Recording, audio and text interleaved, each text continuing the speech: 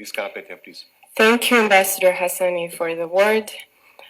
Dear colleagues, I join the expressions of gratitude to the House of Representatives of Cyprus and personally Irina Sharalambides for hosting us here. Thank you very much. My colleague Sarkis Khandanyan spoke about the general progress made by Armenia in combating corruption. Transparency International says Armenia is a champion in terms of progress in recent years. This, of course, says something bad about our starting point a few years ago, but it also definitely says something good about the determination of Armenia's current political leadership in combating corruption. I would like to single out one particular legislative change that we have made in spring 2020. 2 years ago, my parliament adopted a law on the civil forfeiture of illegal assets.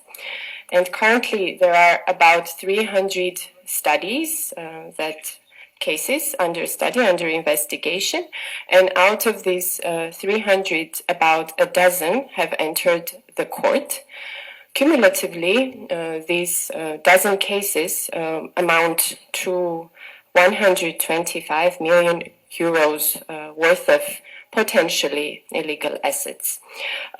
This, of course, is impressive for the Armenian public, but the important point in the implementation, in the adoption and implementation of this legislation is not so much the mechanism itself as much as the opportunity it gives to the sides that to the party that is accused of illegal assets to actually negotiate with the state and return these illegal assets on a voluntary basis, hence also acquiring a chance to keep up to 25% of the amount that is being contested in court.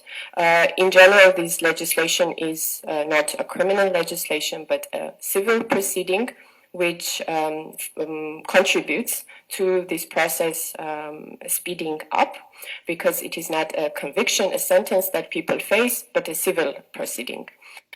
The political component of our discussion, Irina talked about political will as being the most important component in combating corruption. I share this position, and I think we all should aim towards making sure that, in fact, there is less and less of political will needed in combating corruption, and more there are institutional capabilities and mechanisms that can take the place of our individual political wills and make more permanent changes on our way to combating corruption. Thank you very much.